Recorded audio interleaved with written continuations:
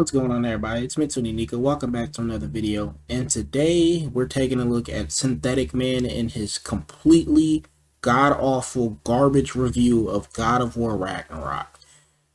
Now, Synthetic Man's videos and his reviews on video games usually range from, come on, man, you can do better than this. It just sounds like you're hating on the game for no apparent reason because it's not the PS2 or N64 era of gaming, to, okay, this is complete and absolute garbage. What the heck are you talking about? Please just shut up.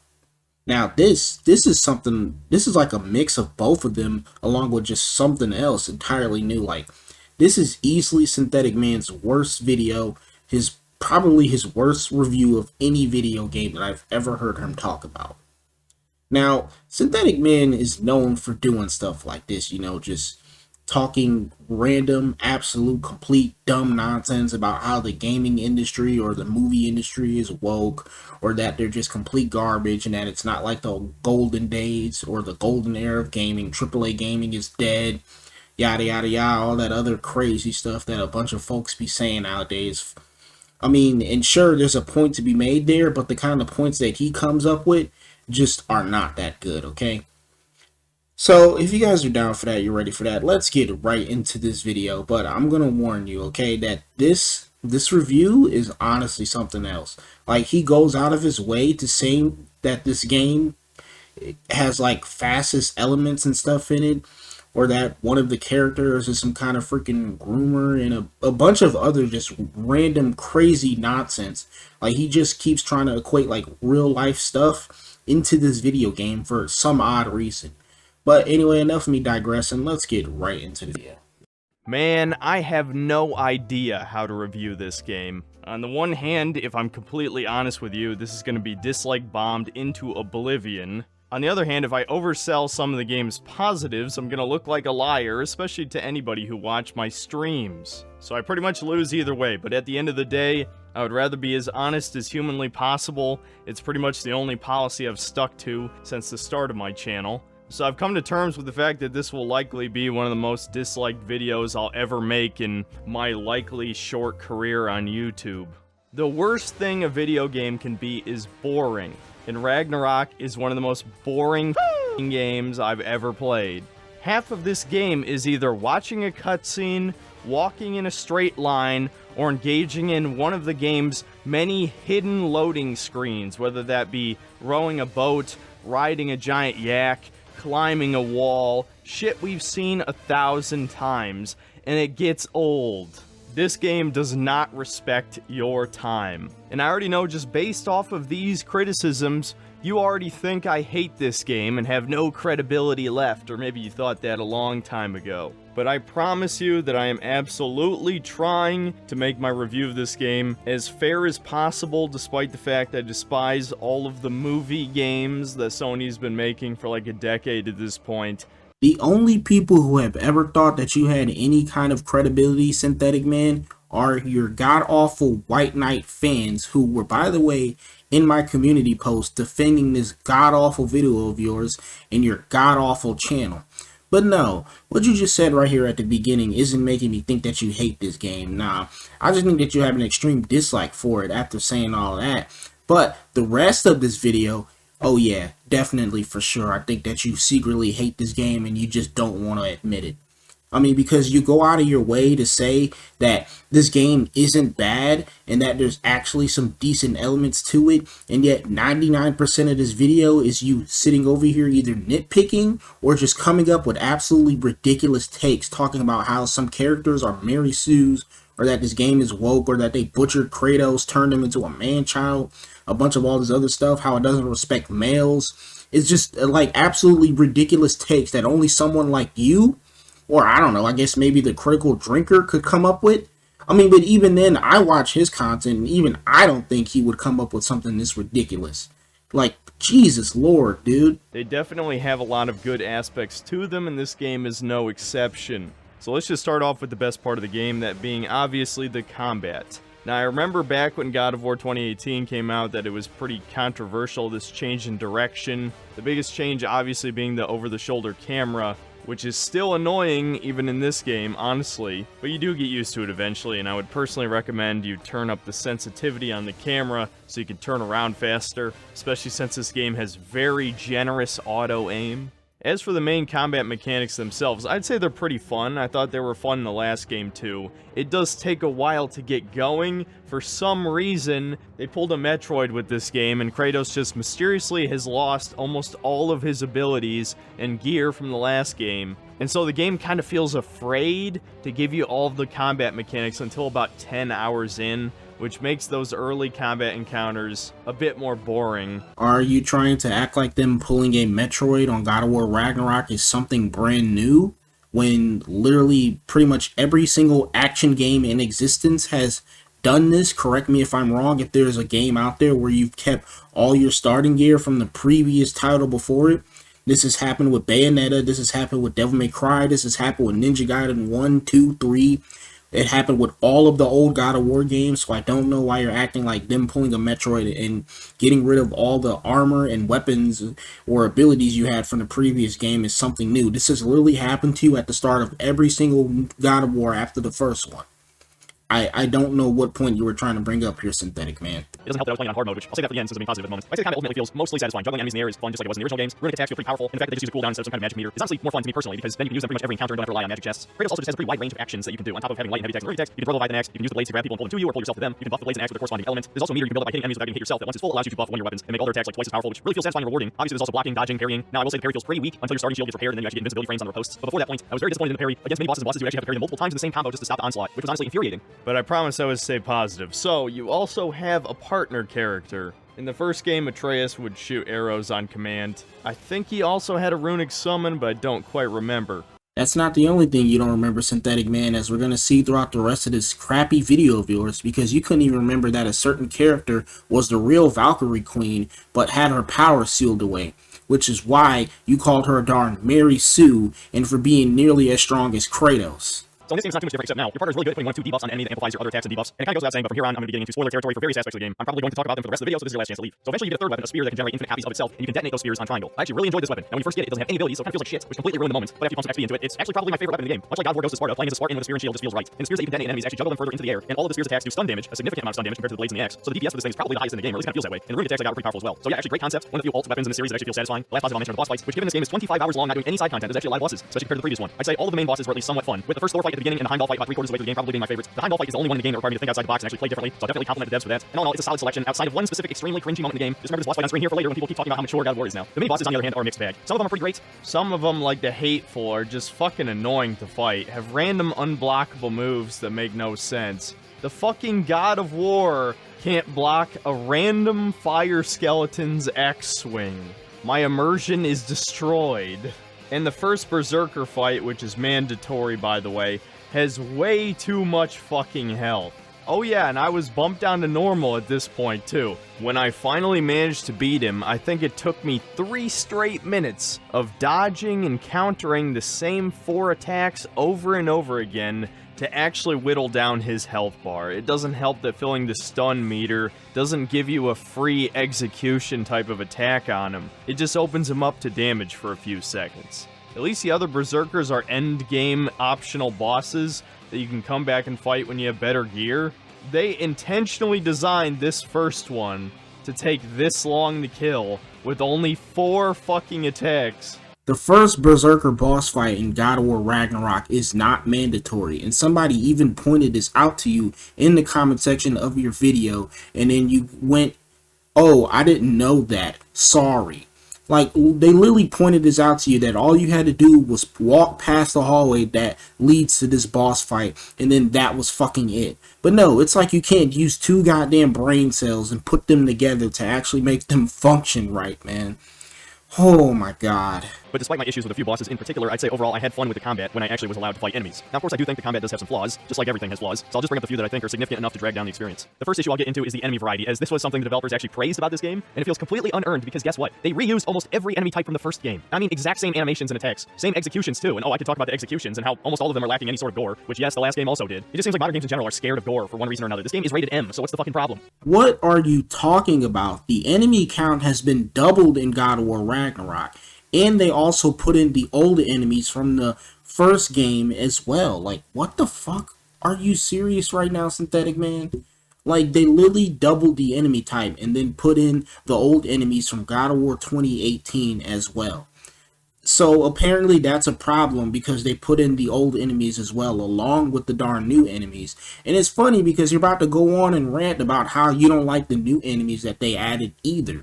Yet apparently the game does not have enough enemy variety because they put in the old enemies from the previous title. I mean, other hack and slash games have done the same thing. I mean, Ninja Gaiden 1 and Ninja Gaiden 2, okay? Ninja Gaiden 2 literally added in some enemies from the first game as well. Bayonetta 1, 2, and 3, okay? Like, come on now, man. Are you serious?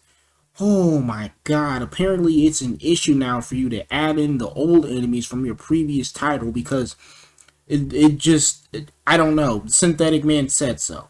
And to get back to the enemy variety, I feel like a lot of the new enemy types are just kind of lame, like generic Viking raiders on Midgard, or the Asgard warriors, which are all zombies, the frog enemies that surprisingly show up in like 3 different realms, and a lot of the ones that aren't lame visually anyway, are actually very annoying to fight, like the new light elf variant that's a samurai, or the Asgard warrior who has a Bifrost pick and a hammer. These motherfuckers can attack at lightning speed and have unblockable moves, or moves you have to parry, and can dodge out of the middle of combos, shit like that just makes them not very fun to engage with unless you're spamming runic attacks. You literally just said that you think some of the new enemy types are lame. Not only that, what was that about you saying this game had a lack of gore? Yet you literally just split a man in half right there.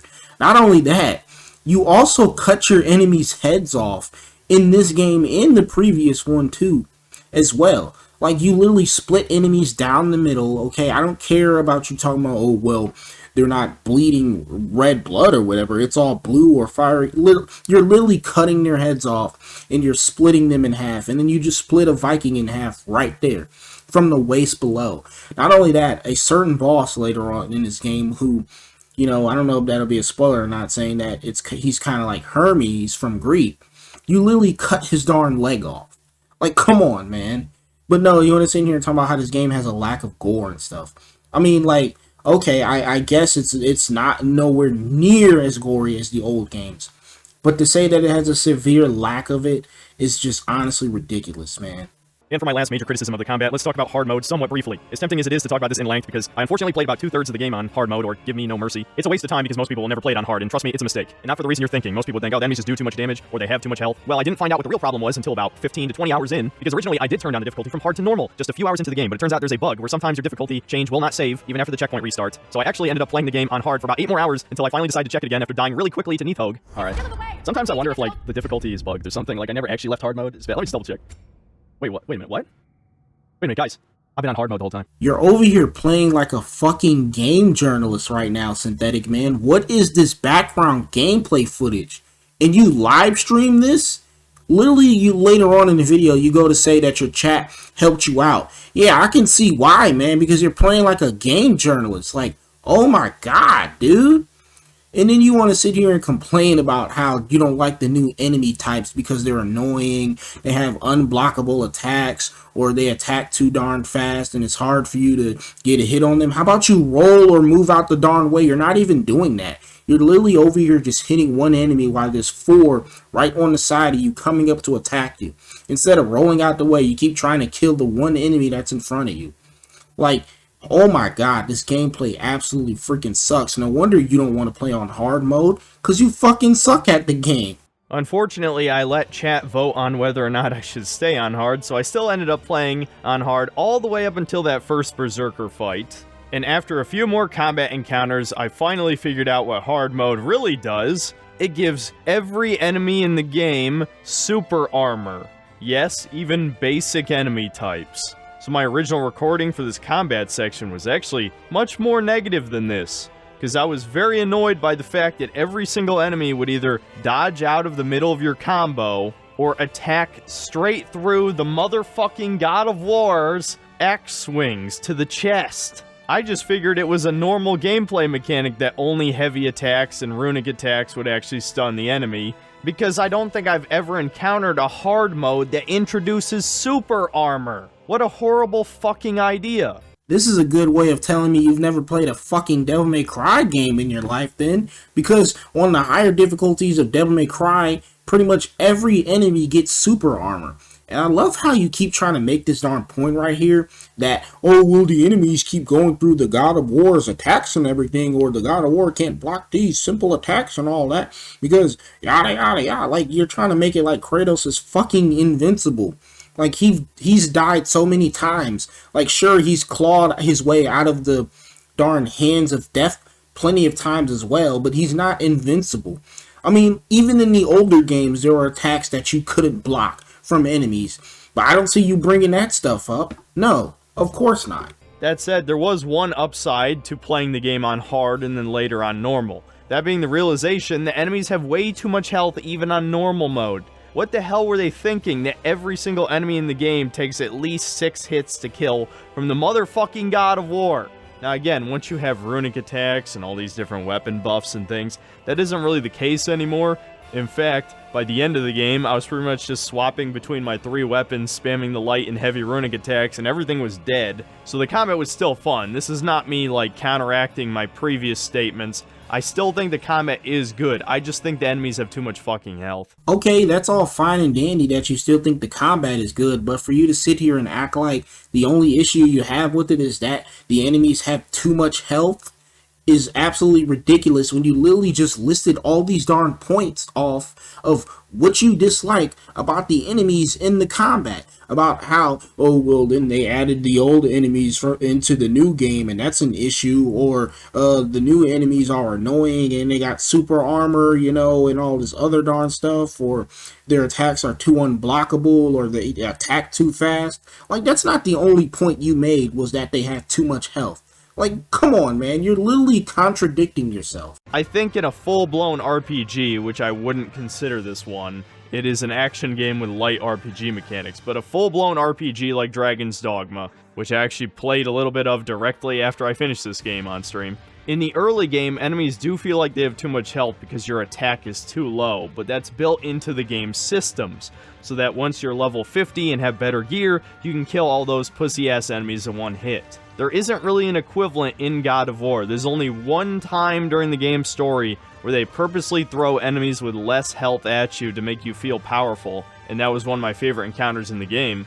It was probably one of your favorite moments in the game because all you had to do was just spam the same attack and kill all the enemies in one hit, thus making the entire counter fucking brain dead and not requiring to use any actual intellect and, you know, cells that are up in your darn head. Like, come on, man.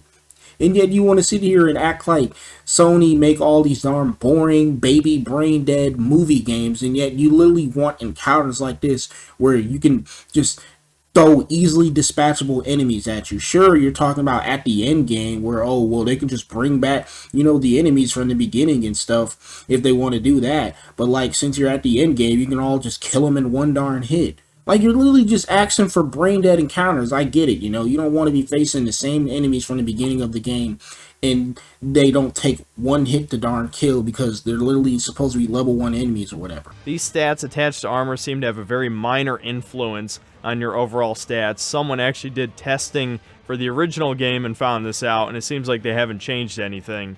So the only things that matter are the passives, which range from incredibly situational to actually pretty damn good, and your overall gear level, which is by far the most important thing. Once again, it feels like this game was designed primarily for casual gamers, people who don't care about stats or numbers or min-maxing. You just equip the gear that has the highest number and move on, and the few people who do care, that gear is saved specifically for the end game. If they made this game for casuals who didn't care about stats and stuff, then why would they put stats like strength, vitality, you know, luck, and all this inside of the darn game? Not only that, why would they make their hard mode this challenging by giving enemies super armor or, you know, too much health as you put it and stuff? Like, that would literally detract from the experience for casuals, probably even on normal, because it seems like you're struggling with it even on normal. I mean, they would literally probably be soft locked playing this darn game because they probably wouldn't be able to get good enough. If this was designed for casuals so darn much, then they wouldn't put these elements in it. Now, later on in the video, and this is a point that a lot of reviewers have brought up about God of War Ragnarok, he's going to mention how when you're doing puzzles, certain characters that you're with, like your companions and stuff, will straight up just give you the answer. Oh boy, sorry about that. Answer to the darn solution, literally like within a minute of you trying to solve the darn puzzle. And they do this pretty much every darn time, and it gets annoying. And I gotta admit, it is really annoying when your companions literally just solve the darn puzzle for you or tell you what to do, literally within a minute of you just trying to figure things out, getting the hang of it, and then boom, all of a sudden they just tell you the equation right there. Now that is pretty darn annoying, and I don't know why the developers would put an option like this in here. Well, not even an option. They would put something like this in here and not make it like optional, is what I'm trying to say. Because there's not even setting to turn that type of stuff off. So it makes you question why the gear system even exists. Well, I feel like the obvious answer is the same answer that you could give for any modern game that has crafting or a million side quests or activities scattered throughout the map. The AAA industry all copy off of each other. They see what works for one company and they steal some of those concepts and add it to their game. They call it feature creep, right? And while personally I hate crafting, I actually usually like RPG mechanics. They're just too bare bones in these last two games. So now that we've talked about combat pretty thoroughly, it's time we talk about level design. This is not going to be a long section because the level design is very simple and exactly the same for every realm in the game. Stop me if you've heard this one before. It's a set of combat arenas connected with linear hallways. Everything that's in between a combat encounter is either a puzzle or a minor optional little side pathway that has a treasure chest at the end. I know a shit ton of you are going to have no problem with this whatsoever. You might not even notice that it's all a bunch of linear hallways. Okay, one thing I do like more in the OG trilogy for sure, when compared to the new God of War games, is the level design. Especially the level design in God of War 2 and 1. They had some brilliant level design at times for a hack and slash game. Now that's one thing I will definitely agree on, is that the level design and stuff was much better back then in the older OG trilogy of the God of War games compared to Ragnarok in 2018. I will stand by that point as well, that the level design in the older games were much better back then. But I just want to remind you that back when Final Fantasy 13 came out, everyone called it Final Hallway 13, and the resemblance is truly uncanny. Hey, Michael. Yeah? Try going right. I'm safe and serene here. I can't go right. Hey, Michael. Yeah? Try going left.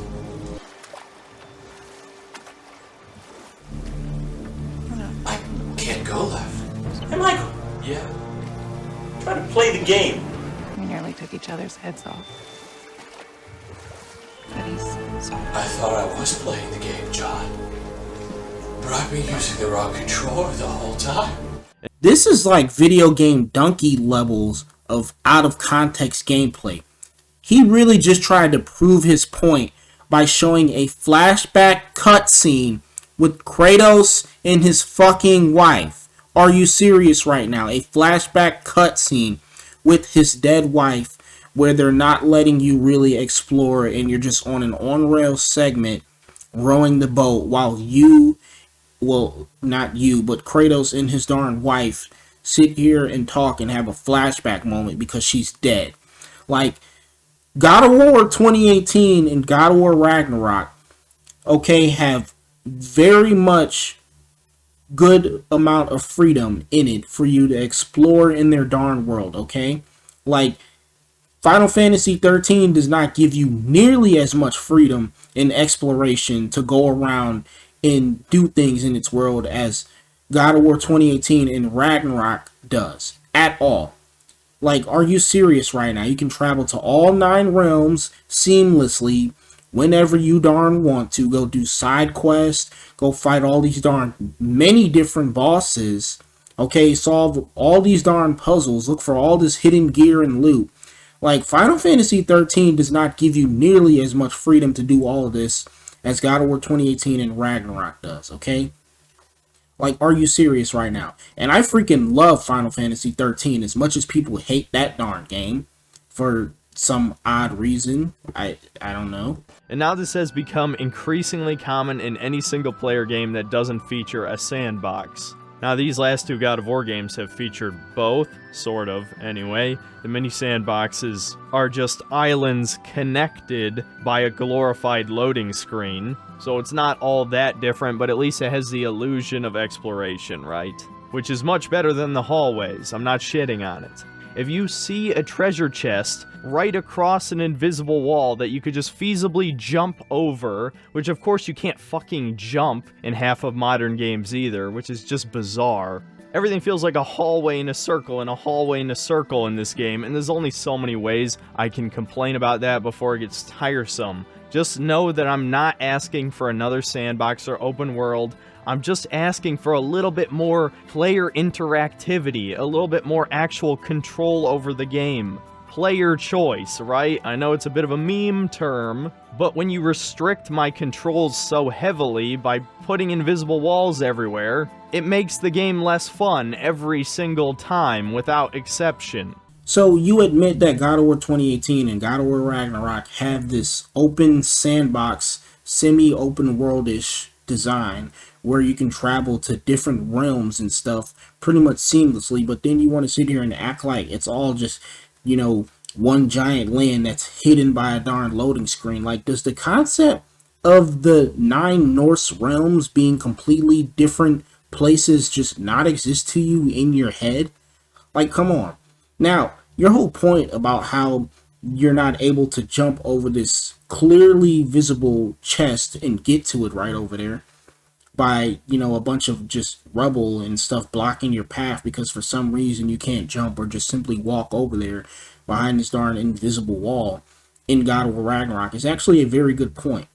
But then you completely made it, you know, kind of just dumb when you said that most of modern games don't allow you to jump for some reason, when there's a bunch of modern games that allow you to jump. We got Dying Light 2, we got pretty much every Call of Duty game, as much as I really don't want to bring those up. We got Bayonetta 3, okay, we got Astral Chain, alright, we got Metroid Dread, like, come on, man. DMC 5. There's a bunch of modern games that allow you to jump, alright? Let's not try and act like God of War Ragnarok is killing gaming or whatever, okay? Like, just chill out. So we might as well talk about the puzzles too. I fucking hate the puzzles. Every single puzzle has the same exact solution. You look around the room and you throw your axe or you throw your blades. That's it. The difficulty ranges from extremely easy and brain dead to weirdly difficult just because you miss something obvious or you forget how a mechanic works. People made fun of me multiple times on the streams because I forgot a simple mechanic like runic arrows can explode fire, which made a puzzle way more difficult than it was supposed to be.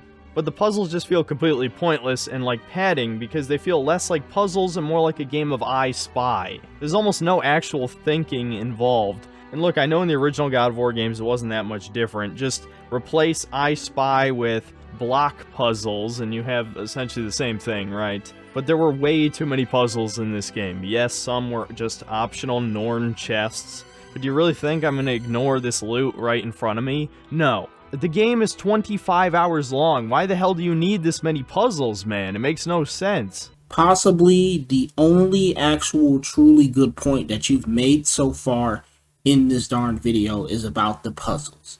Now, honestly, to, you know, tell you straight up, I think they should just get rid of the darn puzzles in the God of War games going forward, okay? Like, some of the puzzles in the older games weren't that good. Some of them were, like, too difficult, or they took too darn long, or there was too many. And it seems like God of War Ragnarok is about the same, okay? I feel like they should just get rid of the darn puzzles, and instead they need to just add like some kind of like trials or like some kind of like enemy encounter type of challenges like they do in Bayonetta, where you get like a certain gear or loot once you do like these certain challenges or you defeat a certain amount of waves of enemies or stuff like that. Something similar like how like Bayonetta or even like Doom Eternal does it. And that's not even mentioning the backseat gaming from the NPCs. Every single one of the story mandatory puzzles, one of the characters will literally give you the solution if you take too long. which doesn't sound so bad, right? Except, how long do you think is too long? Just take a guess. It's less than whatever you think it is. It's like 1 minute, dude. There have been several puzzles in the game where I was actively in the middle of solving it, and the character told me what to do. It pissed me off so goddamn much. Fire for something. Can you turn it somehow? Yeah, I can turn it, but I haven't even figured out the puzzle yet, woman. Give me a second. You swing that torch to the other Shush! side and burn the branch blocking your Shush! path? I'm gonna kill you. 10 out of 10! If babies who told you exactly what to do! What the hell? Shut up! What are you doing? Oh my god. Listen, I've had my retard moments during these last few streams. I won't pretend I didn't. What? Stop. Stop. Stop. I'm putting this in the video. I'm putting this in the fucking video. This is... no, you can't defend this. You can't defend this. And do you want to know why the developers did this? You'll never believe it. It's because of Dark Side Phil, DSP. And if you don't know who it is, it's not worth explaining to you. But let's just say he's one of the worst gamers of all time. He is notoriously horrible at every video game he plays. And they fucking designed their game around him, of all people. Now, this point, I pretty much 100% agree with. Spot on. Bravo, Synthetic Man. You've actually made a good point in this darn video. Well, 2 good points so far in this fucking video, okay? You've made so far 2 very good points that I 100% agree with.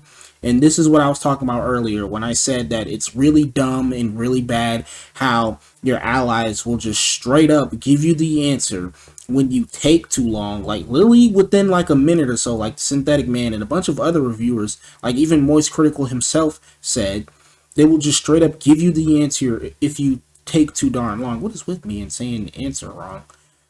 But yeah, 100% I will agree with that. And the fact that it seems like the devs listen to Dark Side Phil, of all things?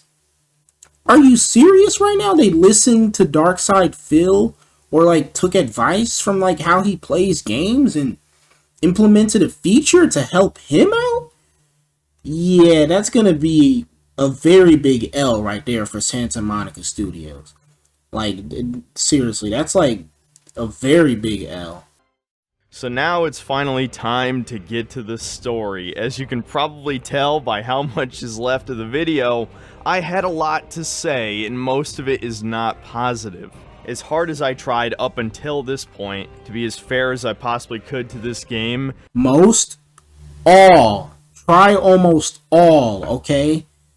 Oh boy, this is the part of the video where things really take a turn for the worse. This is the part of the video that made me even want to make this darn video on Synthetic Man. Oh no. I don't know if I'm going to be able to live through this part a second time, because trust me, it gets very bad. You're probably wondering in your head, well, how bad does it get? Trust me, very bad. This is where he starts talking about all the darn woke or fascist type stuff of agenda, or the whole, you know, war going on with the darn U and the R over there on the other side of the world. Not going to say their names because I'm probably going to get this video demonetized if I do. But yeah, let's just get straight into the story part of the video because it is completely awful. I fucking hated this story. I honestly struggled to think of anything I actually liked about it. And I mean anything. And there's a reason that non-Sony fans call these games movie games, because they really are fucking movies. 70% of this game is some type of cutscene. 70% is not spent actually playing the fucking game. You literally just showed a bunch of gameplay in your gameplay section of the video. And not only that, you made it about 17 minutes long of you talking about the darn gameplay.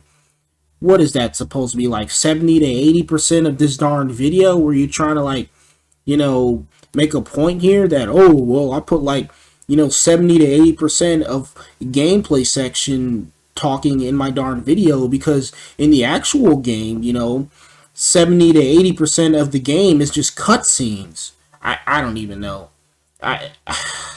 down to some of the QuickTime events not even being real QuickTime events, as in you cannot fail them.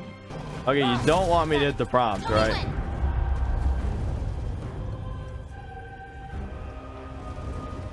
Oh no, you have infinite time, don't you?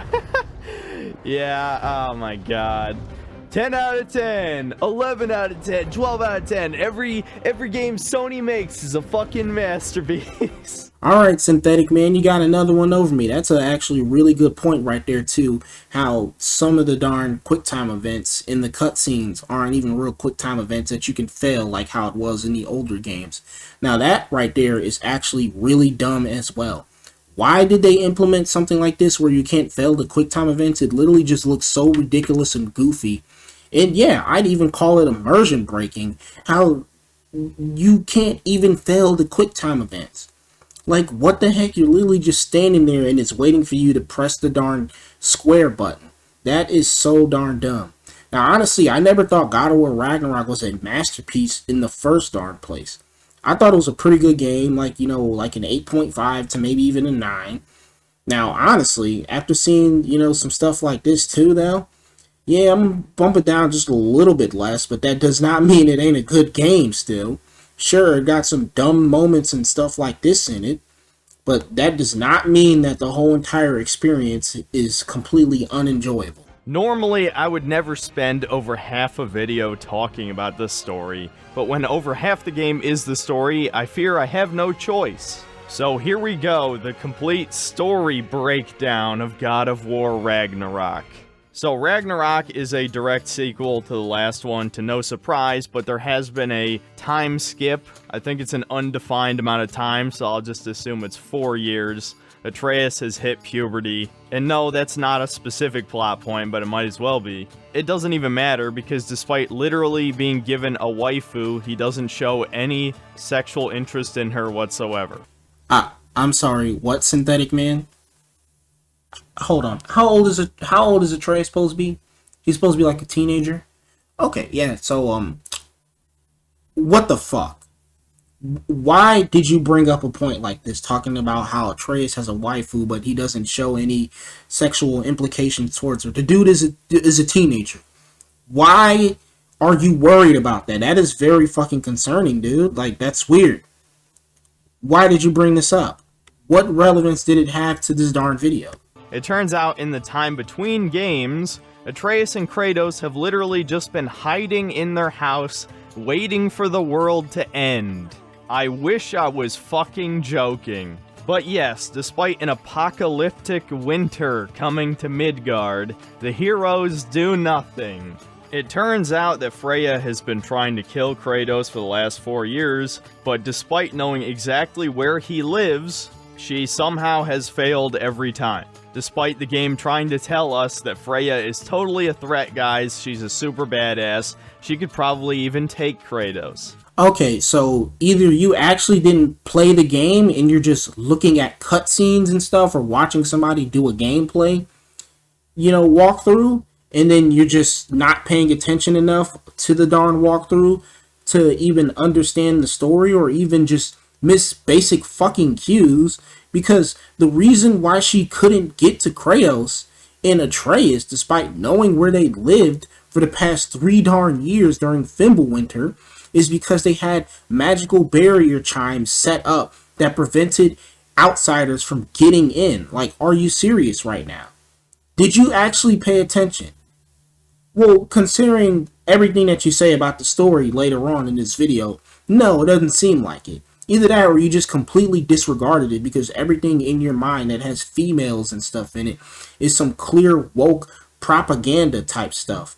And that's what completely blotted your darn mind out from actual logic and reason. You know, I would have beaten you. What? Earlier, if Atreus hadn't been there. Perhaps. We could go again, find out for certain. I would rather not. I'll bet you wouldn't. So the story really begins with Fenrir dying. You can consider this the first of many Ryan Johnson-esque subversion moments in this story. Because if you know anything about Ragnarok from actual Norse mythology, you know Fenrir's a big part of it. The game also tries really hard to tug at your heartstrings here, but we literally just met this wolf. We've never seen him before, so it doesn't work. Literally, the first 20 minutes are one giant cutscene. You don't even really get to play the game unless you count engaging with a QuickTime event and moving the analog stick left or right as gameplay. Atreus runs off into the woods, Kratos chases him. Turns out he can now turn into animals. Yes, the biggest character development for Atreus is that he is now a furry. I'm sorry, was that supposed to be like funny, Synthetic Man? Was that you trying to do a little cool quipper joke? I mean, so because Atreus turned into a bear because he couldn't control his emotions, he became a furry. You've heard it here, people. You've heard it right here from Synthetic Man himself. I didn't come up with this. Apparently, turning into a bear makes you a furry. In God of War Ragnarok. I don't even know where we're going with this. Keep in mind, this isn't the most ridiculous crap that he says about the story. It gets worse. And so Kratos now determines that his son can't be trusted since he can't control his emotions or something. Remember this plot point for later. Then Odin and Thor finally show up, and honestly the game could have just started here. And this is the second major point of subversion, because despite God of War 2018 building up Odin and especially Thor as being like these badass super powerful guys, Odin looks like a frail old man and sounds like a snake oil salesman. You know who I am? Back before winter set in, there were some misunderstandings. Regrettable ones. But I think we all have a better idea of who we're dealing with. Now, what you did to his boys. Self-defense. And some people have implied that he's supposed to be a Trump allegory, but I will give the developers the benefit of the doubt this time and just say he's supposed to be some generic fascist smooth talker, I guess. This is what I was talking about, people. You've heard it right here. This game contains fascist elements. Apparently, Odin is supposed to be some kind of fascist smooth talker, or heck, his audience was even trying to make it seem like he's a Trump allegory. I don't even know where we're going with this. It gets worse. And the funny thing is that he complains about the look and how Odin talks or his personality and stuff.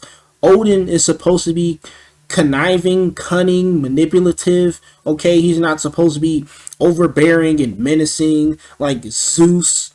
Alright, you're literally told throughout God of War 2018 that Odin is not to be trusted, and that Odin is well, god darn it, I'm over here losing my mind with this darn Synthetic Man bull crap going on throughout this video, man. Like, you're literally told throughout God of War 2018 that Odin is conniving and manipulative, and that he's not meant to be trusted, and that he got eyes and ears everywhere, okay? Like, Mimir himself literally tells you, do not trust Odin at all. Oh my god. And then the whole thing about this being, about him being some kind of Trump allegory, or some kind of fascist smooth talker is just... I can't. Let's move on. Thor is a fat fuck alcoholic who has daddy issues. We don't learn most of that until later, but we might as well get it out of the way now. And god, I just fucking hate this design. Anyone who says he looks like a strongman has never actually seen a strongman. Even Eddie Hall at his fattest had more muscle definition than this. Thor looks like he could absolutely whoop that guy's ass, okay? I'm sorry. Not only that, what is with this design right here? This is literally how I would imagine Thor looked like in the Norse mythology, because Thor is an alcoholic, okay? He's fat, chubby, and he's very strong. Like, come on now. Not only that, but he's very brutal too. Like, are you serious right now? Did you want him to look like Chris Hemsworth Thor from Marvel? Are you serious right now? Oh my god. Apparently Thor being chubby and fat is an issue. Apparently Thor looking like his actual Norse counterpart, you know, is an issue. Him looking accurate to his Norse depiction is an issue. Oh my god. Whatever, I'm wasting too much time on this. Basically, Odin came to offer peace. Kratos refuses, which might as well be a declaration of war. Just keep that in mind for later. And so you get your first huge boss battle with Thor, which actually was really fun. One of the most fun parts of the game, for sure. Very similar to the first game where you fight Baldur in the beginning. And we also find out during that conversation that Atreus somehow was sneaking off during the in-between years, searching for Tyr in the other realms. And of course, Odin found out, as he has spies everywhere. So Kratos eventually decides, okay, son, let's go look for Tyr. Which they put off for no reason, by the way. That was so obviously the setup of the previous game. Why do they keep trying to make Kratos the reluctant protagonist? And honestly, the truth is, he's not even really the real protagonist of this game. Atreus is. And you play as Atreus for roughly half the game. I'm convinced you haven't paid attention to the story of any God of War game at all, from the first game to Ragnarok. Because if so, you would know that Kratos does not trust the gods anymore. Any kind of gods. Not only that, in God of War 2018, he was literally told multiple times, it has literally been repeated to him and Atreus multiple times, that Odin should not be trusted.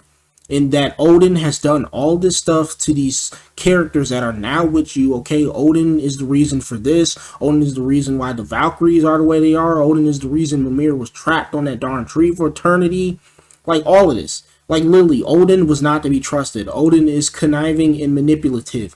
Okay, don't listen to anything he says. He's like a snake. Why do you think Kratos denied his offer for peace? Because he didn't trust him. And not only that, he just doesn't trust a lot of gods anymore in general, considering what his gods, you know, the Greek gods, did to him in the OG trilogy. Like, are you serious right now? You're making this seem like, oh, well, they just added all these darn elements in for no reason, you know, and that Kratos literally just denied peace, even though he wants peace, but that should just be a declaration of war. He doesn't trust Odin. No, none of them do. Like, are you serious right now? Not only that, but what reason would Kratos and Atreus go and look for Tyr right now anyway? What reason do they have to do that for? Like, during Fimbulwinter, why would they go and try and look for Tyr for any reason? Kratos didn't even know that much about Tyr, except that he seemed to travel to other realms and possibly even traveled over there to the darn Greek realm, and that, you know, Odin had imprisoned or did something to him, you know, and that he was also the god of war of the Norse mythology. And his gameplay segments are the worst. They're completely fucking brain dead. It basically turns the game into a third-person shooter where you just charge up elemental arrows and then charge up normal arrows, and the game has such generous aim assist that you don't even feel like you're playing the fucking game. I purposely didn't talk about Atreus during the combat section because it would be purely negative. Even on hard mode, his segments were completely fucking brain dead. I think I only died one time, and it's because I wasn't paying attention. Anyway, so rather anticlimactically, you find Tyr in Svartalfheim, the dwarf realm, and Ryan Johnson's subversion number 3, the God of War, is a fucking pussy. And he does absolutely nothing for the most of the story. Now, obviously, those of you who've finished the game know why, and in retrospect, it is slightly justified. Even considering the twist. This still comes across like the developers spitting in the face of the player because they spent so much time building up Tyr in the last game, that when we finally meet him, he's fucking worthless. Maybe because it was supposed to subvert players' expectations. When they got to Tyr, they could see just how much of a broken man he was. You know, that he wasn't who he used to be as the darn Norse god of war. And it makes the players wonder, just what did Odin do to someone who used to be the Norse god of war to make him this broken inside? Like, come on now. Like, this is ridiculous right here, man. You know who else had the same thing happen to them as well, who got broken inside as well, to the point that they wanted to endgame themselves twice? Oh, wait, this very same character that you're playing as. Yeah, the Greek gods did the same thing to Kratos. They made him a former shell of himself too. Whoa. Then in the next section of the game, the characters don't really know what to do, and one of the major themes of the game reveals itself being that Kratos is an overprotective father, and despite being the god of war, he doesn't want war, which actually doesn't make any sense given what we saw at the beginning of the game when Kratos refuses Odin's offering of peace. Seriously, somebody explain this. He doesn't want war, yet he refused peace. Because he doesn't trust Odin. None of them do. Like, oh my freaking god. You're literally told multiple times not to trust Odin because he's manipulative and cunning, and plus Kratos just does not trust gods anymore, considering what has already happened to him when he dealt with gods before. Like, come on, man. Did you actually pay attention to any of the games that you played in the God of War franchise? Are you serious right now? You can't have it both ways. And so he doesn't trust Atreus off on his own because, yeah, he's only a teenager. But Atreus sneaks off anyway to go try and make peace with Freya. And this whole plotline's fucking stupid. They killed her son.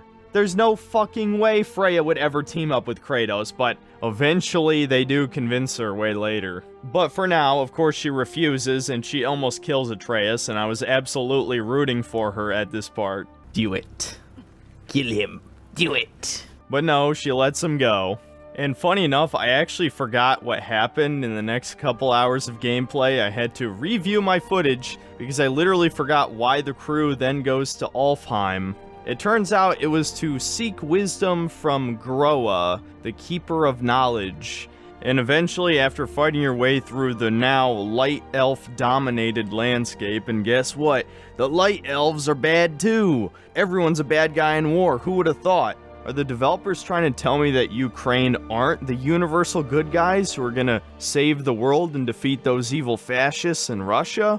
I'm surprised that somebody hasn't tried to cancel Sony Santa Monica for this. And here we go with another really dumb, fascist, and woke point that has completely nothing to do with the game, where he's talking about the whole war going on with the U and the R. YouTube, please do not demonetize this video, okay? Like, I get it, you know, mentioning that type of stuff is a complete no-no, but I am not the one who brought up this completely dumb point when it has nothing to do with God of War Ragnarok at all. Synthetic Man did it. Like, honestly, I don't know where he's coming up with these crazy conspiracy theories that this is what Sony and Santa Monica Studios is trying to virtue signal or tell people. I don't even know. It's just ridiculous. After fighting your way to the end of the level, the gang discovers that the prophecy that Groa told Odin was a lie, and that Ragnarok would not be the end of all things, but only Asgard specifically. And Atreus now believes that he will be the champion that leads all these armies. Kratos obviously does not like the idea of this, again, now that he's a cartoonishly overprotective father. And so the writers decided we don't have enough forced melodrama yet, so we get a kind of bizarre moment. But what if Loki going to Ironwood is the only way that... Atreus. My son. And nothing more. Do you hear me? I'm not hungry anymore. Go to your room. No dinner.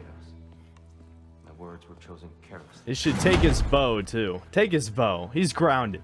Am I the only one who thinks Sindri is like a groomer or a pedophile or something? Every single time Atreus is by himself, Sindri is also there as like a creepy, tiny old man, encouraging all the strange whims that Atreus has against his father. Kinda reminds me of certain Discord communities. And now he thinks one of the side characters in God of War Ragnarok is a literal Discord mod groomer. We have just went from 0 to 100 really fucking quick. Ladies and gentlemen, like, what the heck, Synthetic Man? Can his takes get any worse than this? Unfortunately, yes. Like, we've officially just hit rock bottom, yet somehow Synthetic Man has found a way to go even lower, and you're gonna see throughout the rest of this darn video. Because apparently a character helping out Atreus, you know, and giving him advice and encouraging him to, you know, find different ways to stop Ragnarok, in all of this, unlike what Kratos wants Atreus to do, makes him a Discord moderator. Okay, yeah, no, sure. I believe you, Synthetic Man. And so now Atreus starts thinking of Ironwood, which earlier Jormungandr told him about, and he is transported into a magical pocket dimension. First, he starts seeing visions of the worst moment from the last game, where as a small child, he kills Thor's son in cold blood. It still pisses me off to this day that Kratos didn't beat his son immediately after that. I could probably make a video just about the emasculation of Kratos in this game, but we'll get into that more later. So now that he's been shown the worst parts of himself, he wakes up inside of Ironwood, this magical forest being protected by giant magic, and he meets our token black character for this game. Angrboda is a completely fucking pointless character. She does nothing of relevance in the plot except give Loki a bag of marbles. You cannot tell me with a straight face that this character wasn't added just for the sake of diversity. You know it was. Why, of all cultures, of all mythologies, would Northern Europe, possibly the whitest place on Earth, have black characters? God of War Ragnarok is taking place in Northern Europe? I'm pretty sure, the Norse mythology, took place in like Scandinavia and stuff with all the darn Vikings and everything. You know what? I don't even know, man. Like, what the heck, Synthetic Man? I've been saying what the heck throughout this entire video, but you seriously think that this is another woke element in this game because they put a black character in it? Are you serious right now? Like, I've been saying, are you serious right now throughout this entire video, but legitimately, are you freaking serious? Anything, any kind of excuse to just call this game woke for no apparent reason, except just to say it. It is honestly baffling to me. Like, you can't tell me with a straight face that there's legitimately people out there who watch Synthetic Man's videos and agree with what he says. You've got to be as crazy and just completely tinfoil hattish, woke agenda-ish hating or whatever. I don't know. It's Synthetic Man himself. Something. He's something, okay? You got to be just like him if you honestly think this. There is no other way around it, because everything that he's been spewing out of his mouth has been pretty much just nonsensical bullshit. Well, it doesn't matter because I'm a bigot for asking. I'm a racist for even noticing in the first place. No, you're an idiot for even bringing politics like this into a fucking video game. That's what you are. And I couldn't even tell you the real answer if I wanted to, because I'd be banned from YouTube. And it doesn't help that all of her dialogue sounds like modern dialect. It's usually not so lively around here. Guess I'm just lucky. You're just lucky. It's like if a Redditor was transported back to ancient Scandinavia. Gotta love how he literally just goes out of his way to mention how this is taking place in Scandinavia, like I just said, even though literally a few seconds before this, he was talking about how there's no black person in Northern Europe, insinuating that God of War Ragnarok is probably taking place there. Ugh. Synthetic Man is corrupting my mind. My speech is just, it's failing me right now. I'm becoming brain dead more by the second listening to this. And Angrboda is not the only character that speaks in Newspeak. Mimir does it a lot as well, and it is incredibly distracting. See? Hati's got nothing to chase. And they say celestial theft is a victimless crime. Not totally sure who. What? That combined with all the quips completely removes any tension from any scene in the game. Characters cannot shut the fuck up.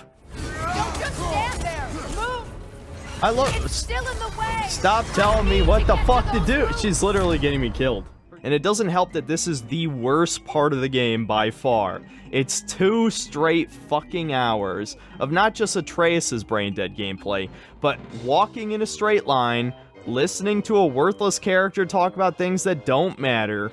And worst of all, it ends with you fighting Angrboda's giant grandma, who is stealing the souls of the animals in the forest because life is pointless? This shit comes out of fucking nowhere, and it only exists to give Angrboda a purpose in the story. And anybody telling you this game is fucking mature, just take one look at this boss battle and tell me with a straight face that this game is fucking mature. This is some baby game shit. This is Kingdom Hearts level. Oh, the giant voodoo black woman throws magic out of her pot at you, and you've got to shoot the symbol to stop her. And there's nothing about this that is God of War. You don't kill her at the end. You don't even, like, maim her in some way. No, there's just some weird message about how Angrboda will always be in Atreus' shadow, just a minor character in his story. Kinda based? This is simultaneously both hilarious and extremely cringe. If you didn't cringe at this, you are woke beyond any recovery. There is no hope for you. This is awful and you know it. And you just can't admit it because you don't want to be called racist. It's that simple. I don't think that this is woke or cringe or whatever the heck you think it is. Like, what part of this even screams Kingdom Hearts level to you? I don't even know what to say, folks. Apparently, all of us are now woke beyond belief because we don't think that this is like cringe or dumb or that it's bad or that it's supposed to be some kind of propaganda. I don't know. Oh my god, man. We still got a lot more to go. We're only halfway through the video and I don't know if I can make it, people.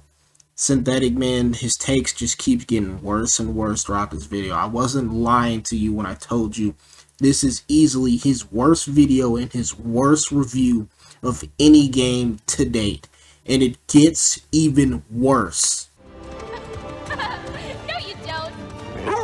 What a tonal whiplash after that emotional scene. It's like we're not allowed to feel sad for more than 2 seconds. Then this horrific section of the game ends with Angrboda making Atreus promise her that he would tell nobody about this place, not even his father. What purpose does this serve to the story? Nothing but more emotional conflict. What would have happened if Kratos was told about Ironwood? Nothing. In fact, it would be a net positive for the story, because then we wouldn't get more fucking waste of time, shitty, emotional bait cutscene bullshit. So Atreus wakes up inside his house on Midgard instead of back at Sindri's place, but Kratos quickly finds him and confronts him where he's been. Atreus dodges the question and implies that Kratos needs protecting, not him. Are they completely retconning the end of the first game? We already saw the prophecy where Kratos dies during Ragnarok. That was literally the last thing that happened at the end of the first game. Well, suddenly a Valkyrie shows up, and it's a pretty good boss battle, but it turns out it was Freya, as Freya is the real queen of the Valkyries, not Sigrun. It wasn't enough that she's a super powerful mage who could revive a massive giant. No, she's also a combat expert on par with Kratos, as she nearly kills him, despite the fact we win the boss battle, we effectively lose. Thanks for confirming what I already said in this video, that you didn't pay attention to God of War 2018 at all, because you're literally told in the first game that the real queen of the Valkyries is Freya, not Sigrun. Like, are you serious right now, man? And then you want to sit here and act all surprised to the darn reveal of it being Freya, and oh wait, she's the actual queen of the Valkyries? I didn't know that. Somehow she's able to go toe to toe with Kratos, and this is just some Mary Sue type of stuff, and you know, she almost killed Kratos and all this and yada yada yada. Like, the reason why Kratos during this fight didn't want to fight back is because he felt indebted to her and he sees her as a friend since she helped him and Atreus out in the first game. Like, are you serious right now, man? Why you think he killed her darn son? Which he didn't want to do, but he did it to darn protect her because she saved Atreus. Like, are you serious right now, Synthetic Man? You've got to be freaking kidding me. And then you over here and act like, oh, well, her being this strong and being on par with Kratos is a whole freaking feminist Mary Sue propaganda type of stuff. When literally the Valkyries are supposed to be Odin's last line of defense. They're supposed to be his strongest ultimate warriors. Not only in the game, but in Norse mythology in general. And her being the queen of them Well, you'd expect her to be very strong, right? I mean, we all remember just how strong Sigrun was in the first, God of War. Well, not exactly the first God of War, but God of War 2018. We all remember how strong she was, especially on Give Me God of War mode. And yet you want to sit here and act like Freya being this strong is just some kind of feminist type of stuff. Get the hell out of here with this, man. Absolutely ridiculous. Just another completely stupid point right here by Synthetic Man. Kratos nearly gets killed by Odin's crackhead ex-wife. You can't make this shit up. Fuck this feminist bullshit, dude. I'm so tired of this. Everyone complained about that purple-haired chick from The Last Jedi, yet I haven't heard a fucking peep about Freya, and it's just as bad. Actually, in some ways, it's kinda worse because she's way more present in the story from this point forward. But instead of killing Kratos, she decides to set a temporary truce as the two work together to break the curse that prevents her from traveling between the realms. So you travel to Vanaheim, which is like the jungle realm, I guess. And there you meet the Diversity Squad Avengers. And none of them, except Freya's brother, get any kind of development whatsoever. I really have no idea why they even exist. Maybe they're the writer's self-insert characters, but it was certainly distracting. Another major issue with this level is that throughout the entire thing, Kratos tries to convince Freya that he's not her enemy, and he's sorry for what he did, and she needs to move on.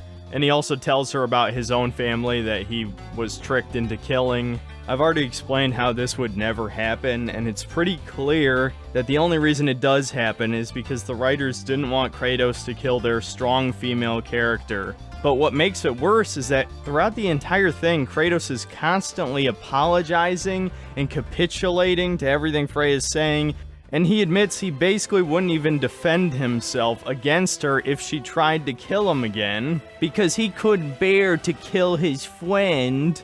How the fuck is this Kratos, dude? This is such character assassination. You can't convince me for even a second this is the same person that was in the original games. Does anyone remember the time that Kratos crushed a woman under a fucking lever to hold a door open? A completely innocent woman.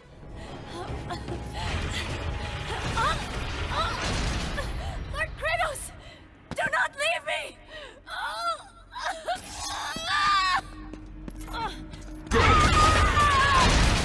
Oh my god, Synthetic Man. You guys heard it right here, right?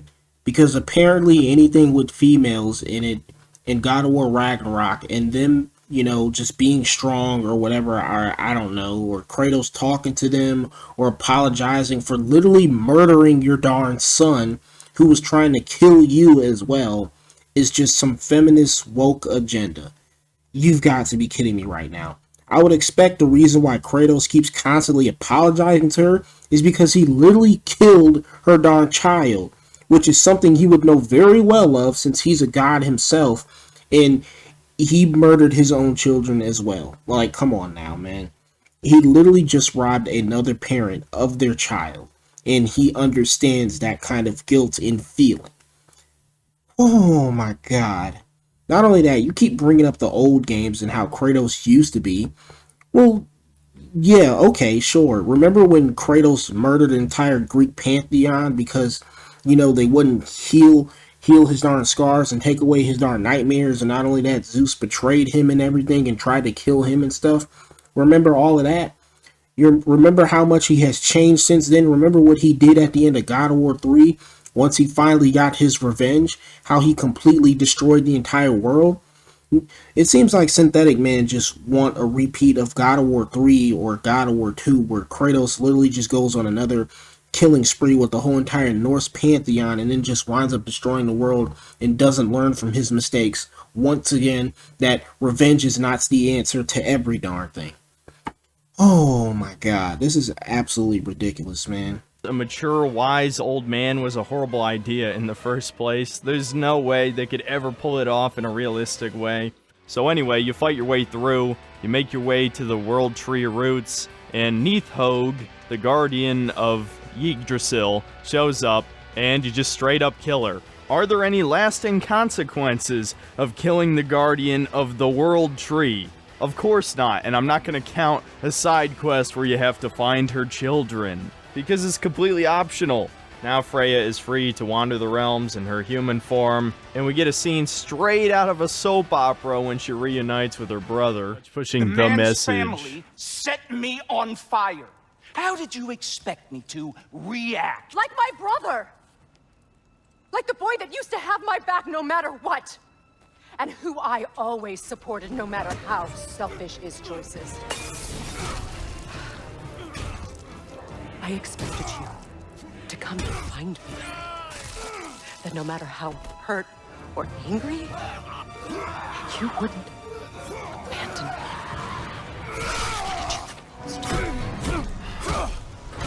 Freya, please.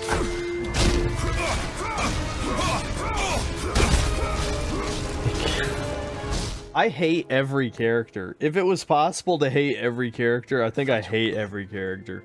I'm telling you guys and gals, I swear it. He literally just wants a repeat of God of War 3, where Kratos just goes on another Greek pantheon murdering spree, except with the Norse gods this time, and literally just does not learn from his mistake and just constantly seeks vengeance and stuff.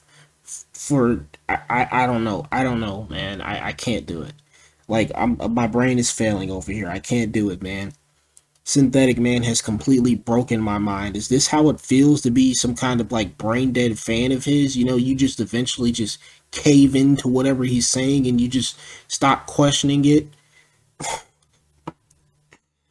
Oh. God damn, I'm getting sick of this shit. Alright, once they return to Sindri's place, Kratos finally confronts his son in another infuriating scene. Just slap his son. Fucking slap him. The pussy ass writers. Like, you know how many dads would fucking bitch slap their sons if they spoke to him like that? So then Atreus, being a spoiled brat teenage boy, does exactly what his dad doesn't want him to do and goes to see Odin. But first we need to climb this massive wall to get inside. Well, it's just another generic linear section with no hard battles whatsoever. Very lame compared to traversing through Pandora's temple in God of War 1, just to name one example of the many cool things Kratos did. And once he makes it to the top, we finally meet Heimdall, probably the only base character in the game. No, I don't think I am profoundly unimpressed. I suppose I expect nothing less from athletes. Tell me, and what are you going to do exactly? Well, you toddlers are boring. You spare me out of pity. You do not get to decide my fate! What an absolute Sigma male, and once again our expectations are subverted, as Asgard is just a generic Viking village straight out of Skyrim. Honestly, I wasn't even surprised anymore at this point. But just compare Mount Olympus to this shit. After Heimdall makes a mockery of Atreus in an unwinnable boss fight, Odin takes Atreus under his tutelage anyway, and gives him a quest to find all the pieces of this mask that will allow him to see into this realm tear that somehow might have all the secrets to the universe or something. Guess what? We never get to see what's in it. Even more pointless subversion. All this does is blue ball the player. I mean, really? You set up this huge thing that the villain's trying to accomplish, and we don't even know if it's actually important or not. And during this entire segment, Atreus is emasculated by multiple characters, not just Thor, who's obviously much bigger and stronger, but Thor's daughter Thrud also is bigger and stronger than him. And Sif, even though she does literally nothing, is also much bigger than him, so Atreus just looks small and weak. And I think they're trying to go for sort of a Peter Parker underdog type of thing, but I just don't like Atreus at all, and this made him feel even more pathetic. So as Atreus and Thor team up to find one of the masterpieces, Atreus looks away and finds Angrboda again, and they watch a prophecy which tells them of Surtur and his wife, who are both giants, and they combine to become Ragnarok, which is pretty obvious foreshadowing for later. Shortly afterward, Thor and Atreus find the mask, and we're back to playing as Kratos again, and he finally takes agency in the plot, the only time this entire game that he makes a decision for himself to go seek out the Norns, who are the fates of the Norse dimension. Yeah, because let's just ignore the fact that Kratos went out of his way to choose not to kill Freya, to choose to go with Atreus, to choose to tell Odin no because he didn't trust him on his regards of peace, you know, to just choose to do a lot of darn things, okay? Like, are you serious right now, man? Oh my god, how many times am I gonna repeat are you serious before this video is over dealing with Synthetic Man? But like, this is honestly just so fucking ridiculous. Oh man. He's making it seem like Kratos has not chosen to do anything throughout this entire darn game, except at this one moment. Like, he's just being pulled along by the darn plot, which was kind of the thing in the first game, to be honest, but in here, no. Oh, let's just speed this up. After fighting your way through quite a lot of enemies on Midgard, Kratos and Freya ride on a Kelpie to the bottom of some lake and find the Norns, who are also very cringe characters. The ghost of Sparta furrows his brow menacingly. He resists the urge to grunt. Oh, he fails. And they tell us that fate is not real. People do have free choice, they just very rarely make a decision that they can't predict. This might be the only metaphor in this story that I actually agree with. But this quest was not for nothing, as Kratos does learn that Heimdall plans to kill his son. Alright, folks, I can't do it. I can't sit through the rest of this darn Synthetic Man video and respond to it. I've already watched the entire video by myself, and I can't do it again. It's just as physically and mentally exhausting as it was the first time as it is now, if not even more. And I just can't do it. So, you know what I'm going to do? I'm sorry, but I'm just going to have to skip to the end, man. Let's just get right to the end of this darn video, because it just gets even worse. Trust me. If you really want to see the rest of the 14 or so minutes of this video, I don't know, go give him a darn view. I wouldn't do it.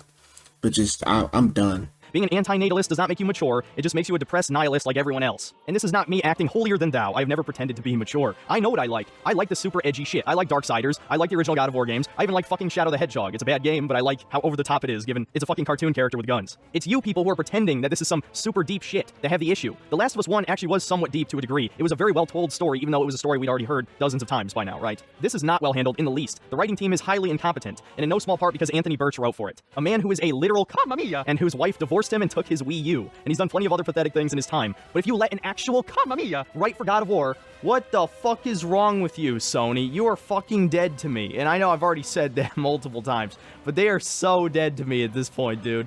I'm only playing these games to review them, that's it. Certainly not for my own enjoyment. Now, all of that being said, is this a bad game? No, it's not. And only because the gameplay is good. The combat designers did their job. In fact, they're the only people on this team worth their salt. They actually made this dumpster fire fun, at least for the 20% of the time that you're actually fighting things. The other 80% was either incredibly boring or insulting to both my intelligence and my masculinity, and I think that was the intention. I've said it once and I'll say it again, games are not made for gamers anymore. And they're slowly trying to not make them for men anymore either, at least not catering to men's tastes. They're trying to make games, quote-unquote, for everyone. There is no such thing. You cannot make a good game that also appeals to everybody. You just can't. You can make a mediocre game that does that, and many exist. But a good game caters to a specific audience. And unfortunately, they do not want the God of War audience. Fuck this game, and fuck all the Sony fanboys who think it's a masterpiece. That word has now lost all meaning. I hate to say it, but Elden Ring is probably Game of the Year this year. Despite having one of the most critical videos of it, I think it's considerably better than this game. That's about it. I'll see you next time, guys. We did it. We made it. I made it through another Synthetic Man video, even if I had to skip the last 14 minutes and go right to the end. I finally made it, guys. Oh my god. So overall, what did we just learn from Synthetic Man's horrible video about God of War Ragnarok and just gaming in general? God of War Ragnarok is apparently a woke, fascist, feminist, politically correct agenda of a video game, and it's a lazy woke sequel, and apparently it's not a bad game. It's actually pretty good, even though only 20% of the game is supposedly fun and the rest of the 80% is woke garbage. But no, the game is still good, guys, so please don't dislike bomb me into oblivion. Please leave, positive comments down below. I don't know what else to say, except this has to be the worst, and I 100% mean this when I say this, the worst video game review I've ever heard in my life on this platform. Alright. Okay, it's over. The nightmare's over. Anyway, with that being said, you guys already know what to do.